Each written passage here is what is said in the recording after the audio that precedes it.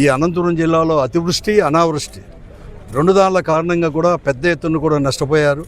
ఆ నష్టపోయిన దానికి బీమా సొమ్ము కూడా ఇంతవరకు కూడా ప్రభుత్వం నుంచి కానీ లేకపోతే బీమా కంపెనీ నుంచి కూడా గత సంవత్సరానికి కూడా చెల్లించలేదు. ప్రభుత్వం ఇన్పుట్ సబ్సిడీ కూడా వేయలేదు. ఈ సంవత్సరమైనా కూడా రైతాంగాన్ని ఆదుకునేటట్లు కూడా జూన్లోనే ప్రారంభంలోనే వర్షాలు అనేది కూడా ప్రారంభమైతే వాతావరణ శాఖ వారు ఎంతో పెద్ద ఎత్తున వర్షాలు వస్తాయని చెప్పేసి చెప్తే రైతులు ఎంతో కూడా ఆశగా ఎదురు చూశారు. కానీ ఈ జిల్లాలో జూన్లో వర్షాలు పడినాయి కానీ ఆ తర్వాత వర్షాలు జాడే లేదు. ఇంతవరకు జూన్ జూలై మాసాలు కూడా అయిపోయినాయి. ఈ జిల్లాలో సాధారణ సాగే 8.5 లక్షల ఎకరాలు ఉంటే కేవలం ఇంతవరకు 3,26,000 ఎకరాలు అంటే దాదాపుగా 37-38% మాత్రమే ఇంతవరకు కూడా విత్తనాలు అనేది కూడా ఏదైనా కానీ అక్కడెక్కడ వరి కావచ్చు, వేరుశనగ కావచ్చు, పత్తి కానీ, ఆముదం కానీ, మొక్కజొన్న ఇటువంటి పంటలు వేశారు. అవి కూడా ఎండిపోయే పరిస్థితి కూడా వచ్చేసినాయి. వాడు కూడా పట్టినాయి. దాని గురించి కూడా మాట్లాడలేదు. కార్తులన్నీ కూడా అయిపోయినాయి. ఈరోజు పల్లెల్లో అప్పుడే కూడా ఎంతోమంది కూడా పరిస్థితులు కూడా దారుణంగా కూడా ఉన్నాయి. ఈ జిల్లాలో దాదాపుగా కూడా ఎక్కువ కూడా హార్టికల్చర్ అంటే ఉద్యాన పంటలు కానీ ఉద్యాన తోటలు కూడా ఎక్కువ ఉన్నాయి. అటువంటి చోట కూడా బోర్లలో కూడా నీరు దినదినానికి కూడా తగ్గిపోతూ వస్తున్నాయి. చెట్లు కూడా ఎండిపోయే పరిస్థితికి ఉన్నాయి. పంటలతో పాటు కూడా ఈ పరిస్థితి ఉన్నా కూడా ఈ ప్రభుత్వము కూటమి ప్రభుత్వం కేవలం మాటలకు మాత్రమే పరిమితమే. ఏమాత్రం కూడా రైతుకు ఒక ధైర్యం చెప్పే మాటలు కూడా చెప్పడం లేదు.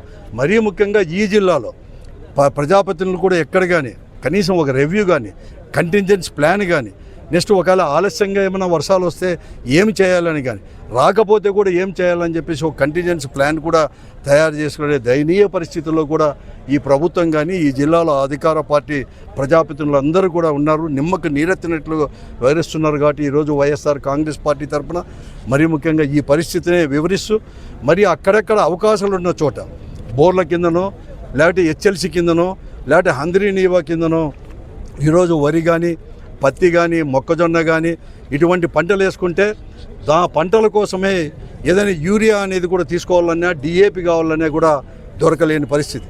ఓ రోజు ప్రభుత్వం ఏమో పెద్ద ఎత్తున ప్రకటనలు ఇస్తుంది డిఏపి కొదవలేదు, యూరియా కొదవలేదని. కానీ ఈరోజు ప్రైవేటు వ్యాపారస్తులు కుమ్మక్కై అధికారులతో కూడా కుమ్మక్కై ఈరోజు యూరియా అనేది దొరకని పరిస్థితి.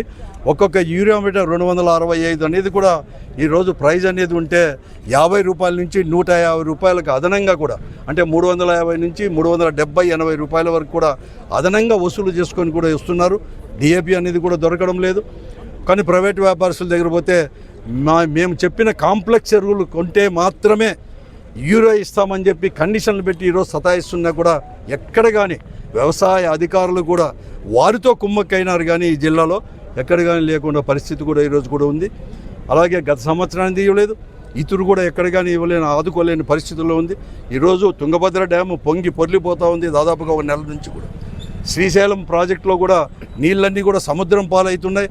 నీళ్ళేమో వచ్చినాయని చెప్పి పెద్ద పెద్ద ప్రకటనలు ఈరోజు ముఖ్యమంత్రి గారే కర్నూలులోనూ చేసేసి గతంలో కంటే కూడా ఎక్కువ నీళ్లు తీసుకొస్తామని చెప్తా ఉన్నా కూడా ఇంతవరకు పిఏబిఆర్లో నీళ్లు కొద్దిగా ఉన్నాయి.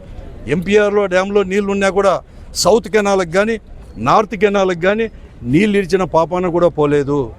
దాని కిందన్న వస్తే ఆయకట్టుదారులైనా కూడా కొన్ని పంటలు పండించుకోవడానికి అవకాశాలు ఉంటాయి. భూగర్భ జలాలు కూడా పెరుగుతాయి. ఉద్యాన పంటలు కూడా కాపాడుకోవడానికో లేకపోతే ఉద్యాన వనాలే కాపాడుకోవడానికి కూడా అవకాశం ఏర్పడుతుంది. ఎక్కడ కానీ లేకుండా కూడా ఉండే పరిస్థితి కూడా ఉంటుందని కూడా చెప్తున్నాం. మరీ ముఖ్యంగా కూడా జిల్లాలో కూడా ఆత్మహత్యలు కూడా ఎందుకంటే రాష్ట్రంలో ఈ ప్రభుత్వం ఏర్పడిన తర్వాత గత సంవత్సరం ఒక 3-man కమిటీ కూడా వేసింది. 260 ఆత్మహత్యలు రైతులు చేసుకున్న రాష్ట్రంలో ఉంటే ఈ ఒక్క అనంతపురం జిల్లాలోనే 46 మంది రైతులు ఆత్మహత్యలు చేసుకున్నారు. సంవత్సరం పైన అయింది.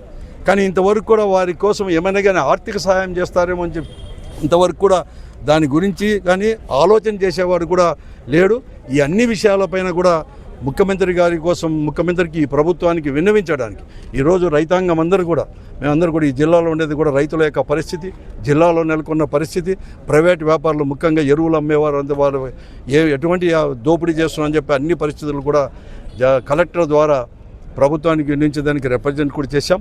కాబట్టి వెంటనే కూడా దీన్ని తీసుకోవాలని చెప్పి ఒక కంటింజెన్సీ ప్లాన్ తీసుకొని వచ్చేసి ఈ జిల్లాను ఆదుకోవాలని చెప్పేసి లేకుంటే తీవ్రంగా కూడా అందరూ కూడా రైతాంగం కూడా ఉద్యమించాల్సిన అవసరం కూడా ఉంటుంది. ఉద్యమిస్తామని కూడా చెప్పడం కూడా జరిగింది.